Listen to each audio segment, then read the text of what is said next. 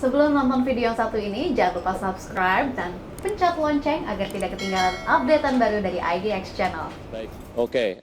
Sebetulnya literasi kemudian Anda sudah cukup lihat pertumbuhannya, tapi cukup akseleratifkah untuk kemudian memaksimalkan potensi ekonomi dan juga keuangan syariah di Indonesia? Bagaimana sebetulnya KNEKS mengadres itu semua terkait dengan tadi permasalahannya koordinasi antar lintas lembaga untuk kemudian mengeksplor potensi ekonomi dan juga keuangan syariah. Sebelum ke situ saya ingin tentu saja masih membahas ataupun menggali mengenai bagaimana sebetulnya dari KNEKS melihat potensi ekonomi dan juga keuangan syariah di Indonesia. Saya ke Pak Vence lagi. Pak Vence silakan. Ya, terima kasih.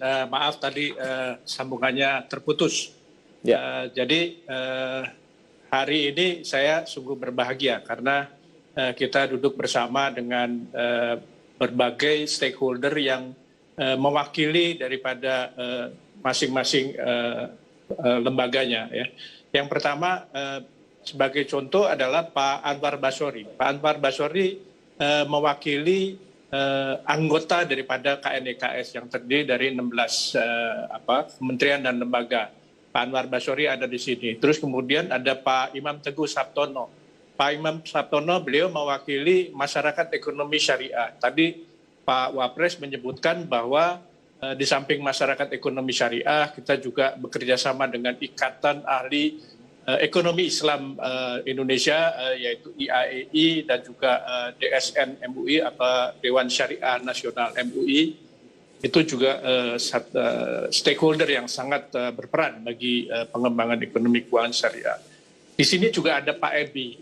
Pak Ebi mewakili sektor akademis.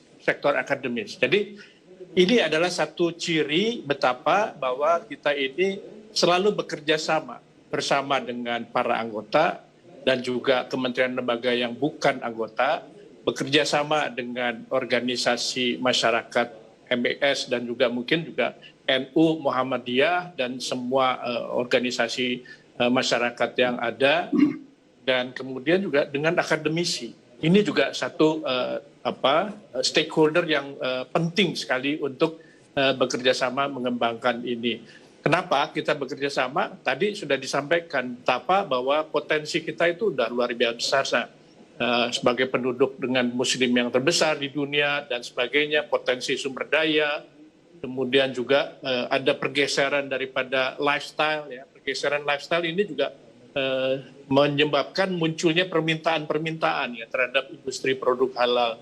Dan industri produk halal terus kemudian akan diharapkan terus meningkat. Ini adalah satu perjalanan yang panjang. Perjalanan yang panjang sejak Islam masuk di Republik ini, sejak Islam masuk di Indonesia.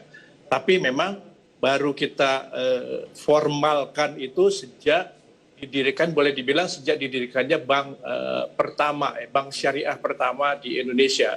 Itu secara formal baru masuk ke dalam sektor formal. Dan saat ini terus kita dorong masuk ke dalam sektor formal lebih banyak lagi.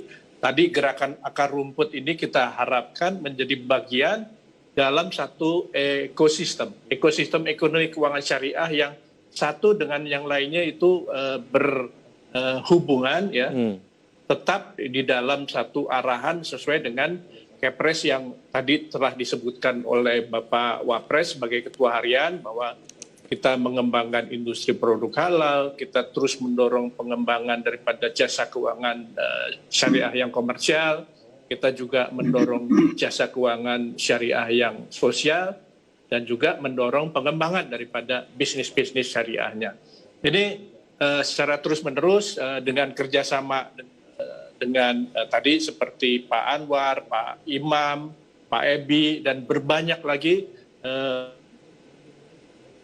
kita bersemangat untuk bekerja sama memanfaatkan potensi ini. Kalau potensi saya kira itu juga diakui oleh seluruh dunia. Seluruh dunia itu melihat bahwa kalau Indonesia itu bangkit, maka ekonomi syariah di dunia juga bangkit. Karena demikian besarnya potensi kita. Baik, yang